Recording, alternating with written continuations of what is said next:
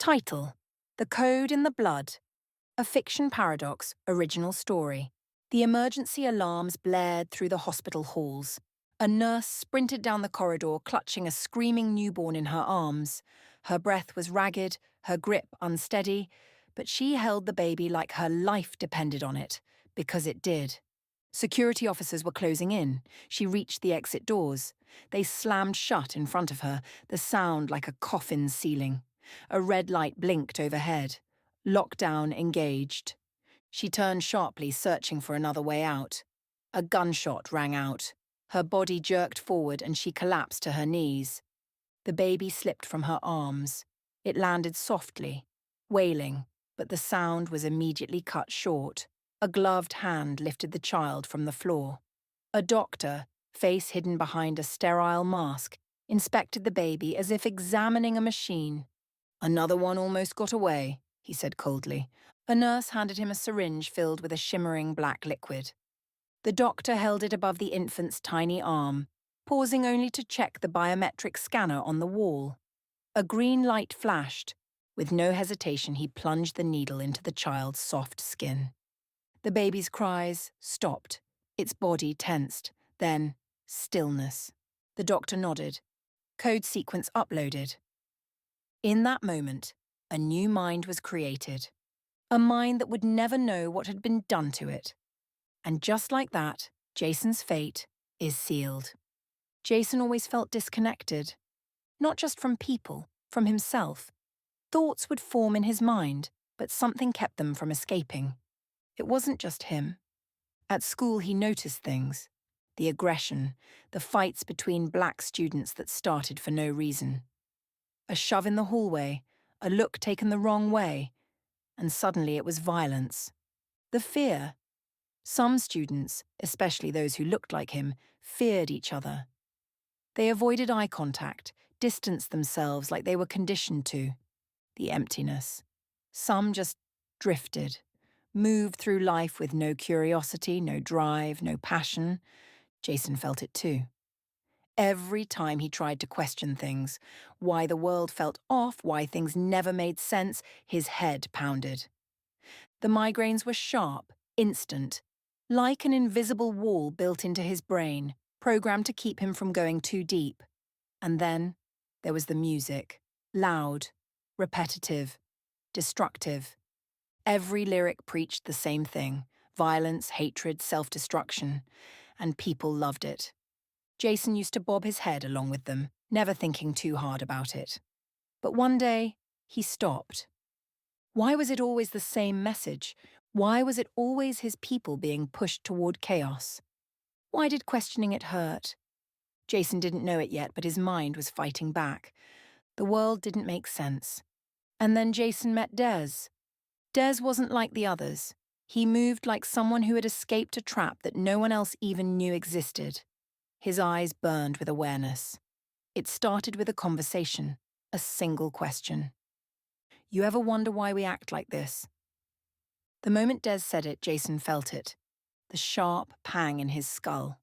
Like a mental alarm blaring in warning. Jason staggered, clenched his fists. Des only smirked. "Yeah, that's them." Des pulled out his phone, showing Jason a video, a grainy recording from a whistleblower, a hidden underground broadcast. Jason's breath hitched as he watched newborn black babies, each one receiving the same shot, each one monitored. Their development slowed, their minds controlled.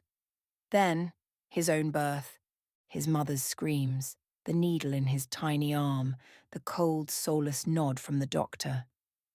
Jason's stomach turned. His whole life had been a lie. Des's voice was urgent. The shot wasn't medicine. It was a lock. They built a system that makes us destroy ourselves. Jason wiped his face. "So what do we do?" Des smirked.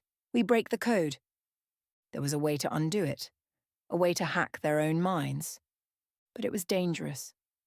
Most who tried never woke up. Jason clenched his fists. He had spent his whole life feeling lost, controlled. He had to know the truth. Des pulled out a device. "Once we start this, there's no going back." Jason took a deep breath. "Do it." The device activated. Jason's vision glitched. Colours flickered. He saw images buried deep in his subconscious. Memories he never knew he had. His first steps, his mother's real voice, the fear in the doctor's eyes. Then pain, his body locked up, his brain fought back. Suddenly alarms blared. They knew. Jason's screen turned black. A voice cold and mechanical whispered in his ear. "You weren't supposed to remember." The door burst open. Armed men in black stormed in, guns raised. Des grabbed Jason's arm. "Run!" They ran. Through the back alley, through the underground tunnels. Footsteps thundered behind them. Then Jason tripped, his head smacked the pavement. Dizzy, he saw Des dragged away. The last thing he heard was Des's voice, distorted and fading. "Keep running! Find the others! Don't let them erase you again!" Jason's vision flickered. And then, darkness. Jason's mind screamed. The doctor smirked, stepping closer. "You see, the first thing we programmed into you was fear. And it's still in control." Jason's body refused to move, but his mind was racing, pushing against the invisible chains wrapped around his thoughts. The doctor sighed, almost as if he were bored. He placed a hand on Jason's shoulder, his grip ice cold. "You don't understand how delicate the balance is," the doctor continued. "We can't let you remember, any of you, because if you remember, we lose. You think the world is the way it is by accident. You think we let you kill each other, poison your minds with music, flood your communities with distractions just because... No, Jason, it's maintenance. It keeps things as they should be." The doctor crouched, leveling his eyes with Jason's. "You see, we studied you, your ancestors, your bloodline. We know exactly what's buried inside you. Power, resilience, creativity, and, most dangerous of all, memory. Do you know what happens if you all remember? If you break free of the code we spent centuries perfecting? The system collapses. Our hold on this world vanishes. You stop fighting each other and start fighting us." "But that won't happen," the doctor said softly, "because we built your fear too deep. We made you doubt yourselves too well, even when you feel the truth scratching at the edges of your mind. You ignore it, you reject it, you silence yourselves. So no, Jason, we can't let you remember. Because if even one of you truly wakes up..." He chuckled darkly. "We're finished." Jason's body tensed, every cell screaming to move, to fight, to break free. The doctor turned toward the door. "But don't worry," he said over his shoulder. "We've done this before. We know how to fix glitches." The room hummed. Jason's restraints tightened. A screen blinked to life, his own brain activity displayed like a program about to be wiped. Memory purge. 10%. Jason fought, his muscles trembling, his mind roaring against the chains holding it back. Memory purge. 18%. His vision flickered, the images of his ancestors, his history, his identity, fading. Memory purge. 26%. Jason clenched his jaw, a voice screaming inside his mind. "Remember!" The doctor watched with a smirk. "There we go. Just let it happen. You won't even know what you've lost." Memory purge, 50%. Jason took one deep, shuddering breath. And then, the lights flickered.